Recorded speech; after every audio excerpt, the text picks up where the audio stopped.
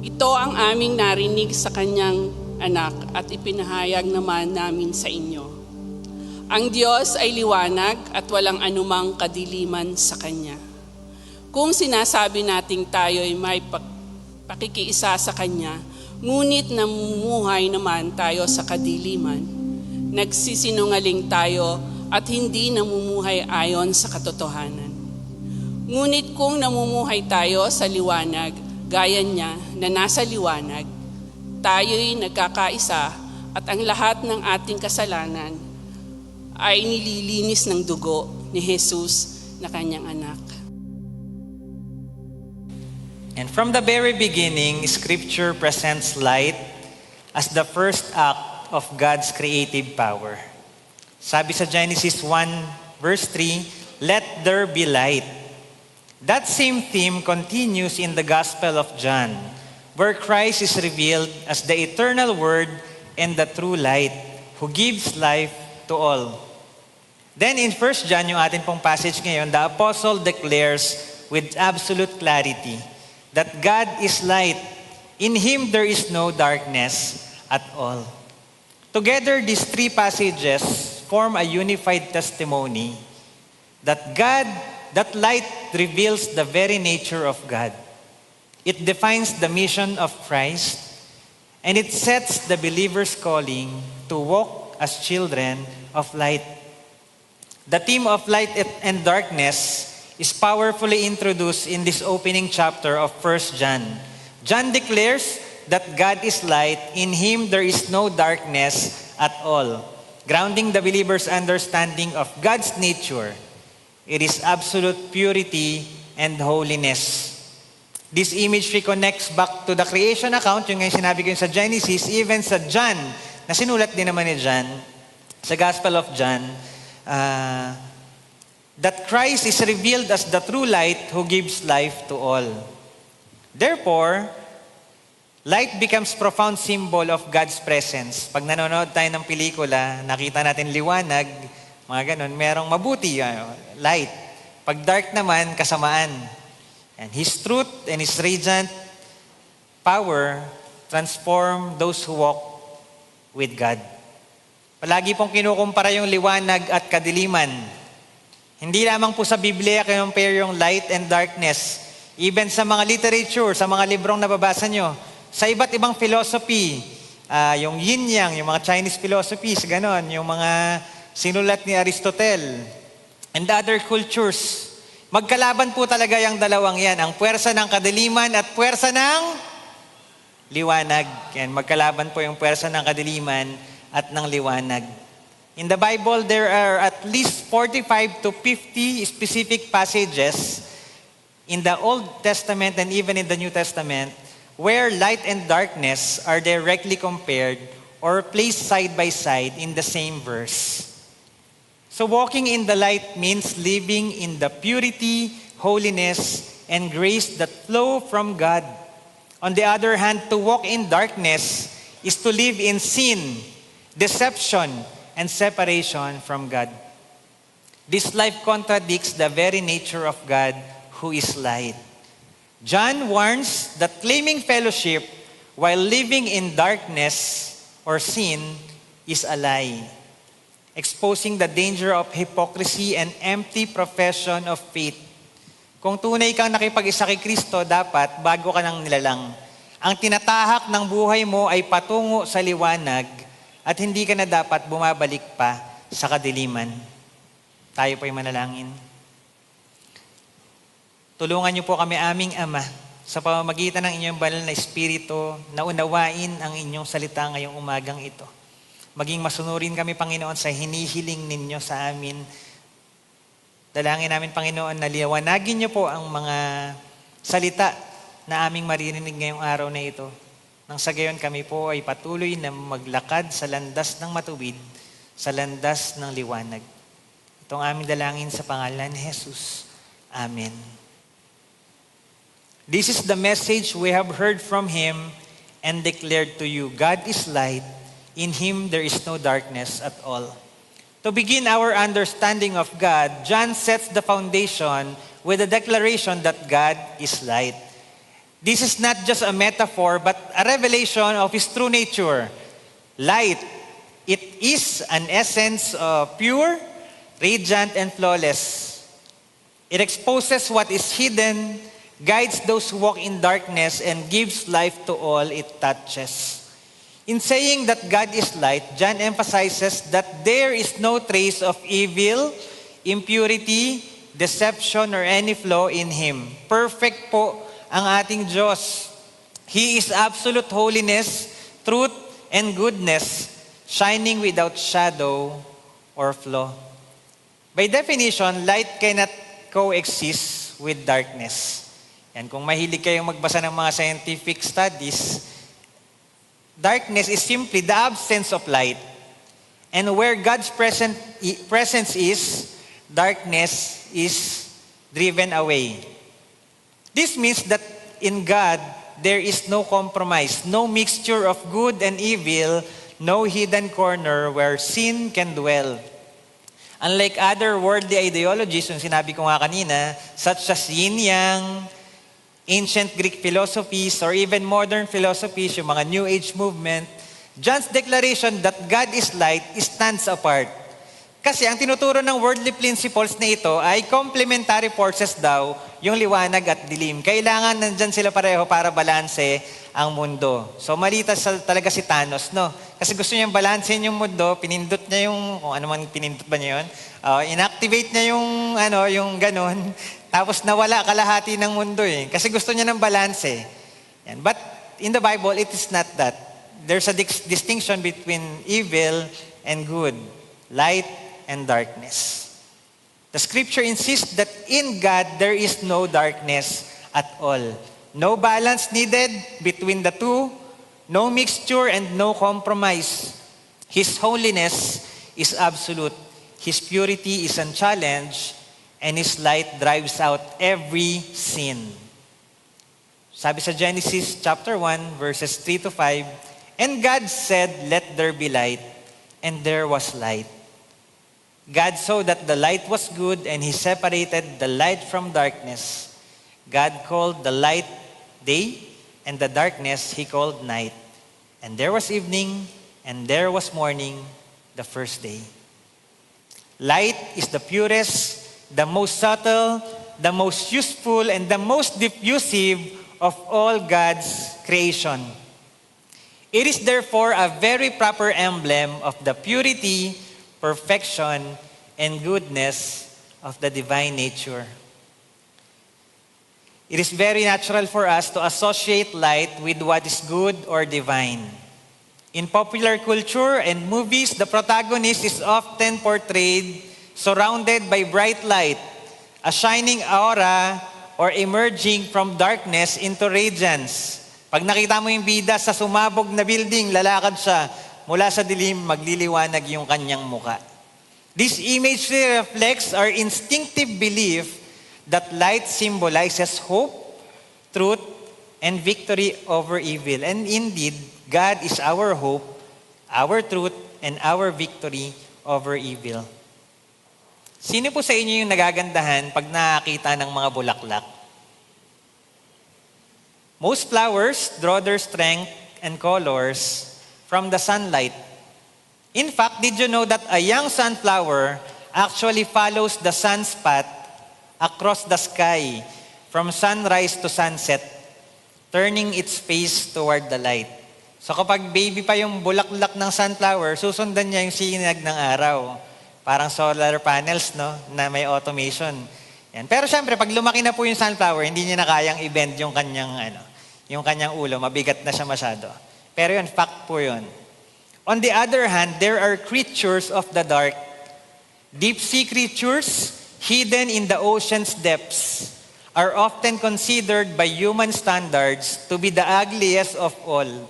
Search nyo sa Google. Deep sea creatures. Merong top 10 ugliest deep sea creatures. Isa po yan sila.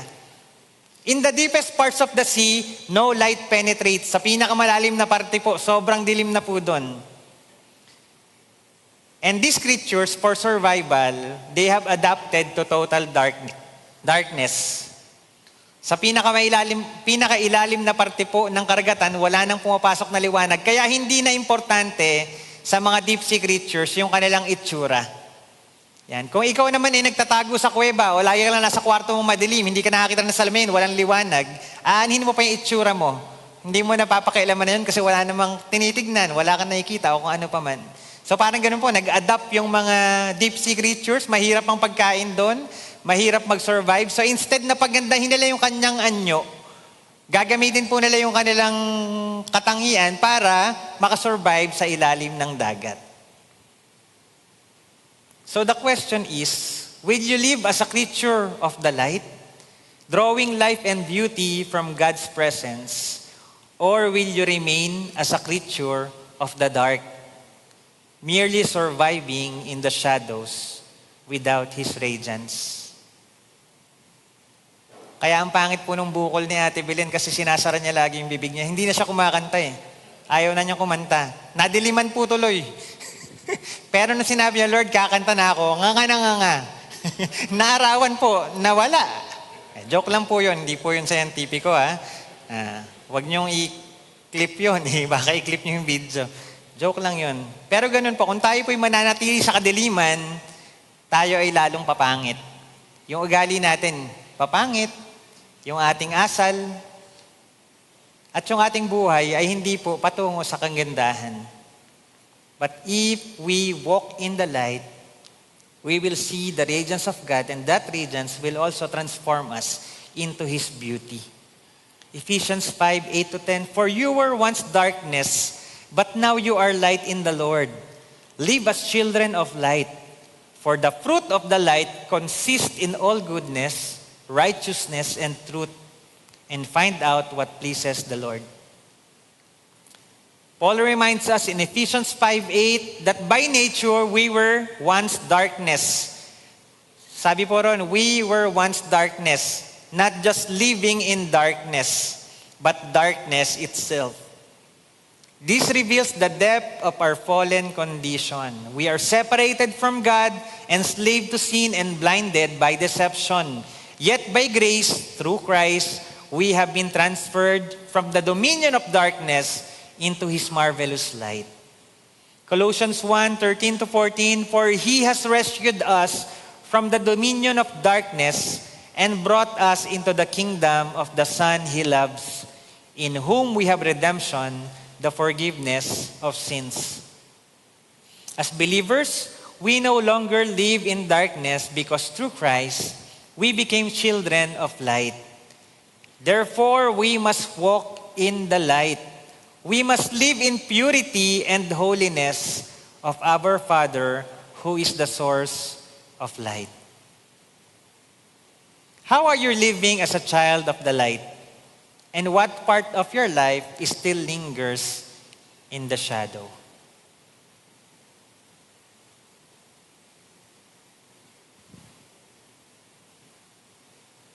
Wala pa po tayo sa puntong perpekto na tayo bilang tao, no? Na yung liwanag natin ay sobrang liwanag. Sabi nga, let your light shine before men that they may see your good deeds and praise your Father in heaven. But sometimes, there are shadows in our life na imbis yung liwanag ang nakikita, minsan yung dark side ng ating buhay. So isuko natin sa Panginoon yon, and He is the one who is able to transform us. May your path be guided by the light of Christ, the only way to truth, the only way to holiness, and the only way to eternal life. If we claim to have fellowship with Him and yet walk in darkness, we lie and do not live out the truth. May warning po si John doon sa mga taong nagsasabing followers sila ni Jesus, pero nananatili po sila sa buhay na makasalanan. Claiming fellowship with God while continuing to walk in darkness is contradiction. To walk in darkness means living in sin, deception, and disobedience, which is incompatible with the nature of God who is light. Sabi po sa isang commentary, John first deals with a false claim to fellowship. Based upon this, we understand that it is possible for some to claim a relationship with God that they do not have. We can also say that it is possible for someone to think they have a relationship with God that they do not have. So meron daw pong tao na nagpapanggap na Kristiyano siya. Yung nagbabalat kayo. Uma-attend siya ng church regularly, nagjo-join sa ministry, may mga alam siya tungkol sa Bible, pero in reality, he or she or they are just deceiving other people so that people in the church will just see their outward appearance. They wear their mask of spirituality while hiding a heart that is still in darkness. Yung alam niya hindi siya Kristiyano pero pupunta siya ron, magpapanggap siyang mananampalataya at gagawin niya yung mga ginagawa ng mga Christian.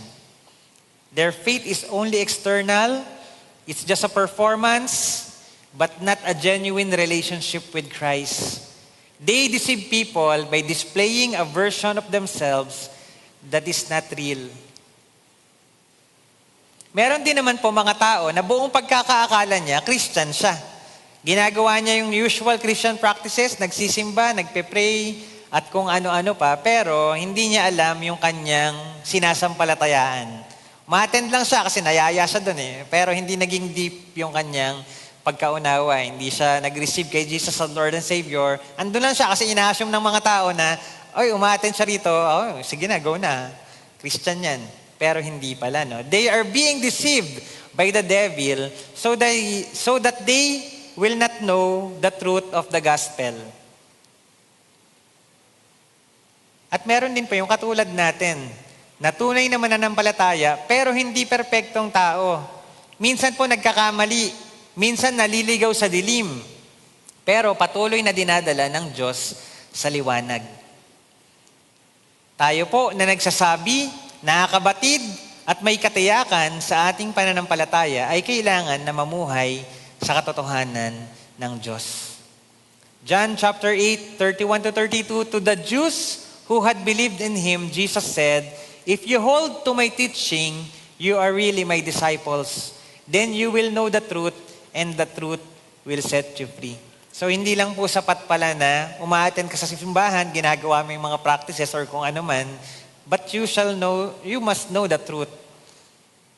You must hold the teaching of Jesus Christ, and you must be a genuine disciple. To live out the truth is more than intellectual agreement that you know everything about Jesus. You know the practice of the church. You know many things about the Bible. It is not just about the facts. It's not just about understanding doctrines or theological system. Kahit marami kang alam pero hindi yung totoo sa puso mo, then it is not true. Living in the light means daily obedience, integrity, and authenticity. It means that our actions must align with our conviction, showing that we have a genuine fellowship with God, transforming and using us to shine His radiant light. Maganda yung kinanta kanina sa praise and worship team. Ito yung mensahe nun. Nakalimutan ko lang yung mismong lyrics. Pero yun, yung mga actions natin, dapat align yun dun sa ating conviction. Kung anong sinasabi natin, anong pinaninindigan natin, dapat nakikita yun sa ating mga ikinikilos. So what kind of person are you? Are you the one who pretends, showing people that you are Christian, but deep inside, you know that you are not? Pumupunta ka lang sa FBC kasi masarap ang pagkain. Tsaka aircon yung building. Hindi ka maiinitan. Or are you one blinded faithfully, performing the usual religious practices yet never truly grasping the gospel and its power to transform? Nandito ka lang sa FBC kasi yung mga magulang mo nandito. Dito ka na lumaki, dinala ka nila rito. Ma-attend ka ng Sunday school at nung lumalaki ka na, wala ka nang ibang mapuntahan. Dito, masaya dito. So pinaninindigan mo na lang na nandito ka. Or are you the one striving, though imperfect and sometimes you're stumbling, yet letting God lead you to walk in the light? So each of us must examine ourselves. Kailangan honest yung pag-examine. Sino bang uri ng tao? Tunay ka bang mananampalataya o nandirito ka lang for your own convenience?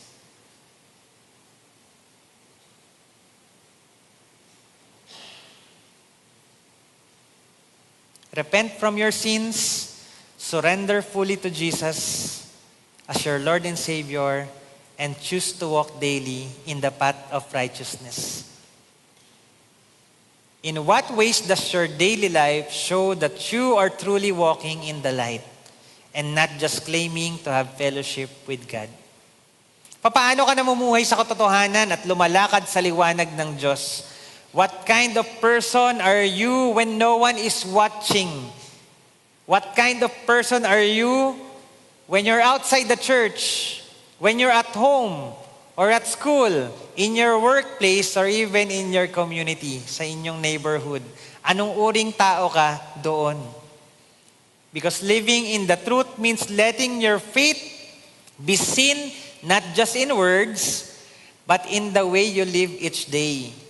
Real fellowship with God shows in obedience, honesty, and a changed life. Darkness and light cannot go together, so we must choose to walk with Christ and let His truth guide our steps.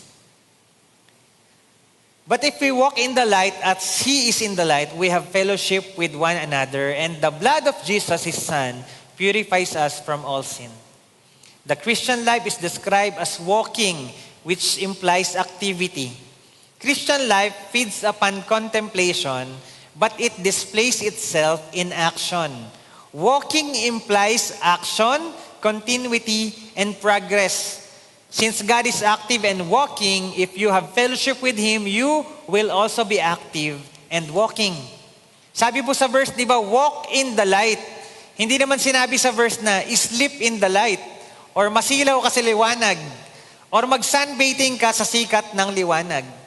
We must walk in the light. Hindi lang po tayo magbababad doon na nakaupo sa liwanag, but we must walk in the life, in the light.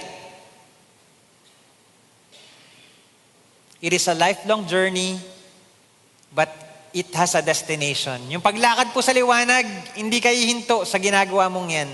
Because some people stumble.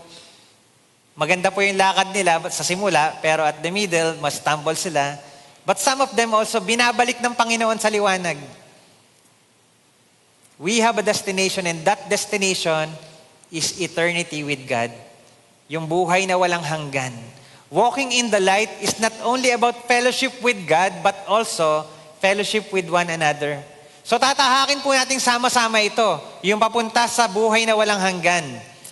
When we live in the light of Christ, we are united as His people, sharing in a genuine community that reflects His love and truth. Walking in the light brings us into authentic relationships where honesty, integrity, and unity are nurtured. Hindi ka nag-iisa sa journey na ito. Kasama natin ang Panginoon at Siya ang ilaw ng ating buhay. Kasama rin natin ang ating mga kapatiran sa pananampalataya na naglalakad din sa parehong liwanag. True fellowship is not just about friendship, but about standing together in faith.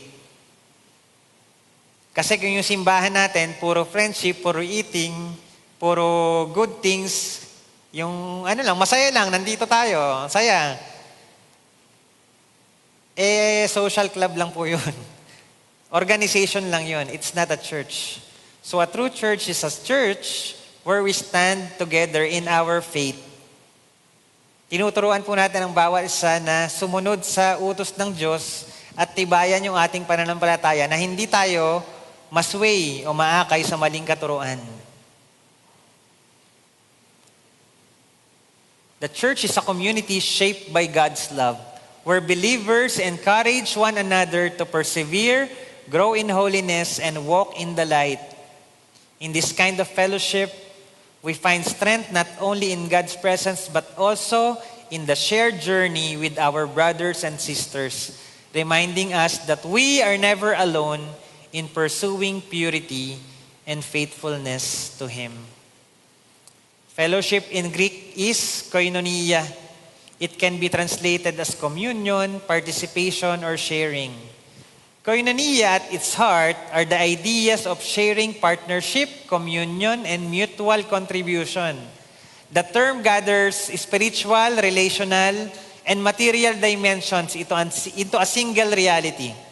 The life believers hold on in common with God through Christ and with one another in spirit. Sabi po yan sa Strong's Greek Interlinear.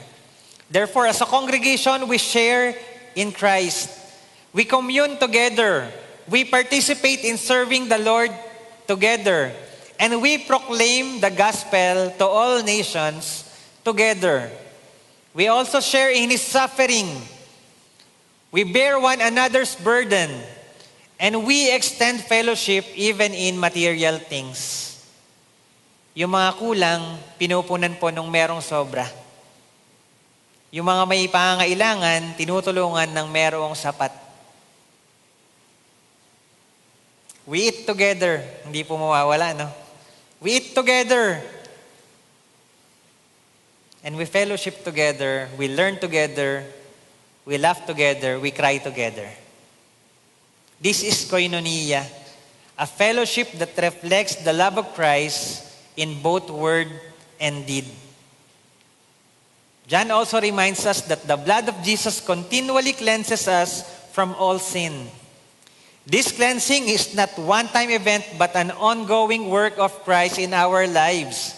It is His sacrifice that purifies us. Sa pamamagitan ng Kanyang dugo, tayo ay nilinis at patuloy na nililinis.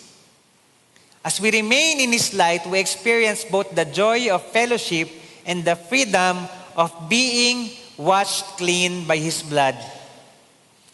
Purity is not achieved by our own effort, but by the ongoing work of Jesus in our life. Hindi naman dahil gusto mong maging mabuting tao, gagawin mo na lang puro effort mo yon. Sa pamamagitan lamang ng grasya ng Panginoon at kapangyarihan niya, kung papaano tayo magiging matuwid. This means that true Christian living is marked by both community and cleansing, living honestly with others while depending daily on Christ's sacrifice. So hindi pwedeng ikaw lang mag-isa. Yan, sa bahay na lang ako, hindi na ako magsisimba. Kristiyano naman ako alam ko na to. Hindi po pwedeng ganun. We are here as a community so we can rebuke one another kung merong nagkakamali. We can encourage one another kung merong kung merong nakagawa ng matagumpay na mga bagay. Pursuing purity in Christ is a lifelong journey where we allow His light to expose our sin, His blood to wash us clean, and His Spirit to shape us into people who reflect His holiness. Kaya po nagkakaroon ng mas malalalim na problema sa mga simbahan kasi hinahayaan lang na mayroong konting kasalanan na ginagawa yung tao.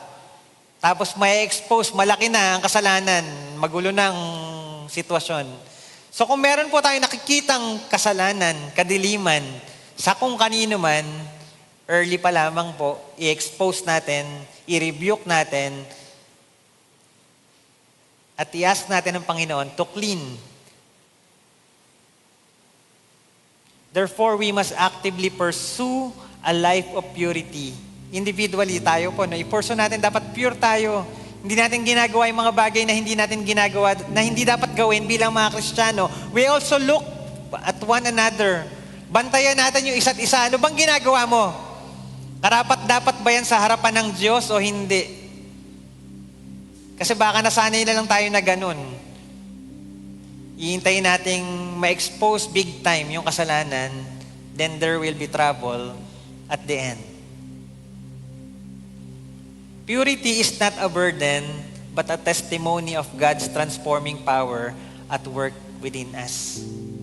Kasi minsan akala natin, ang bigat naman para maging malinis, ang bigat naman para maging mabuting tao. Ang sarap gumawa ng mali, ang sarap gumawa ng bisyo, ang sarap gumawa ng kasalanan. But it is our testimony. So we can glorify God and we can encourage other people to live a life worthy of the gospel. Light is a powerful metaphor because it reflects the very character of God shining through His people. To be called children of light means allowing His nature to be formed in us so that our lives radiate His presence. As believers, we must let our light shine with the peace and purity that come from Christ. And together as a community of the redeemed, we bear a living testimony of God's transforming grace to the world. Let's pray. Lord, let your light shine on us